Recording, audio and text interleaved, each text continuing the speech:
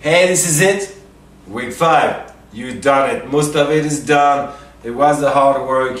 I agree, you guys, but that's what it'll be in history. Okay, it's a very hard work. It's tedious. It requires a lot of time on your hands to do that, but it's very rewarding when it's done. As you can see now, you should be pretty proud of your level. If you did your job properly, you should be pretty, proud of your level. You've seen my level. I did that one fully myself. Alright, you guys, from top to bottom, and that's the pipeline I taught you guys to do for those 5 weeks is what I used. Okay, I would do it a little faster though. It would take me maybe 2.5 weeks, maybe let's say 3 weeks instead of 5. Okay, because I'm used to it, obviously. But and that's pretty much it. So now in the 5th week we're gonna put it together, and what we're gonna do is we are gonna create a nice set of decals, at least a half dozen, so at least 6 decals, okay? They're gonna basically hide the tiling, and the multiplication basically of the tiles, effect on your game art. Basically those decals are going to recreate weathering and going to hide all those tilings and making people think there's more detail, it's more unique in the art than what it is, that we are not making people everything is unique pieces and not recycled in reality. Okay, that's the big business. That is where it's become hard. There's a couple of things that can be done.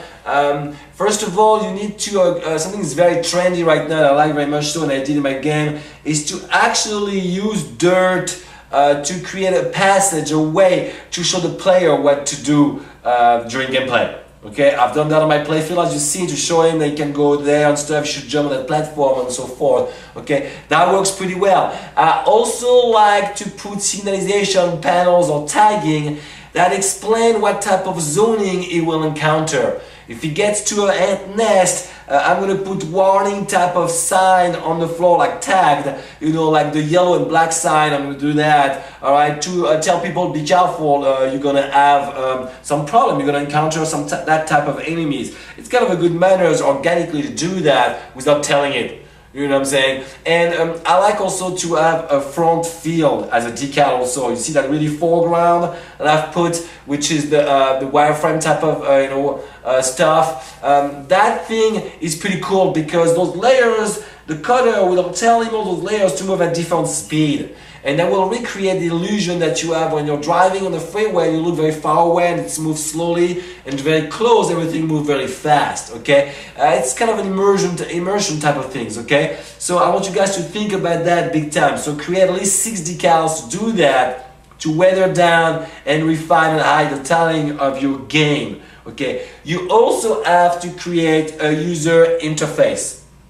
Okay, the user interface is very interesting. It needs to be straight up to the point, not confusing, and it needs to be standing out of the background. Okay, so it needs to be a little bit more contrasting colors in the background so player can see it. It should not be overwhelming or too big that's all you see. And it should really explain, and despite the actual different tool that you're using, you can have some different weapons, your health, if you have any achievements and so forth. It's very important and very clean and clear, basically, okay, you guys. And it's good to have a theme of colors that is connected to the theme of color of the players. The main character. If you have multiple color players, like in my game, green and blue, then you can do a blue and green interface so people understand which one they're looking at. I like also putting it in the left corner. It doesn't bother so much than in the right corner. You're always mainly looking in the right corner, so that might get a little bit too much. Though I've seen games put in the right corner, it's not too, I like it at that point. But I like mainly for mine in the left corner, okay? You guys, one thing you have to remember is that Xbox 360 is SD for standard definition, but also HD for high definition, which makes a difference in screens. In standard definition, you cut some of the screen. That's why you have a button for professional video monitors called underscan that shows the whole thing. All right. In HD, you don't.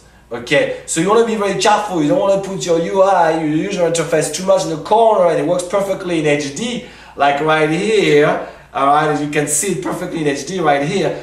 But now when you're in standard definition, it gets cut and you can't even see it. So make sure, and not putting too much in the middle either, okay?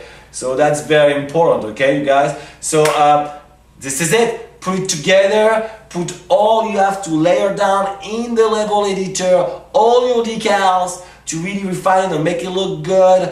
Same for the platforms, and you have to put your user interface and you have to cut it properly how the actual coder would use it. If you have multiple weapons, then you show only 2 weapons because you can use only 2 weapons like in my game. You need to have the other weapons ready too, okay? And it needs to be put in the gameplay layer so I can look at it. Alright, you guys? This is it. You're done. Don't forget to take your quiz 5. Alright, with the postmortem, the whole thing. I hope you had fun as much as I had to do those levels for me. Alright, you guys, which I think is a blast. I know it's a lot of work. Alright, don't get me wrong. But there is no good reward in this world, you guys, if you don't have hard work behind. Okay? Everybody could do it. What the heck? You know, if you guys will be working tough, you know, with the big jobs in those industries, it's because you can do it, or they would take anybody if anybody could do it, you know. So that's why hard work pays off, okay? Watch all the base knowledge to make sure everything is tight, refine it properly, tile it up in the level editor, and zip it, email, you know, drop it in the proper Dropbox, and you're done. It was a pleasure. I'll see you in 3D game art, I said, and that's another story, all right?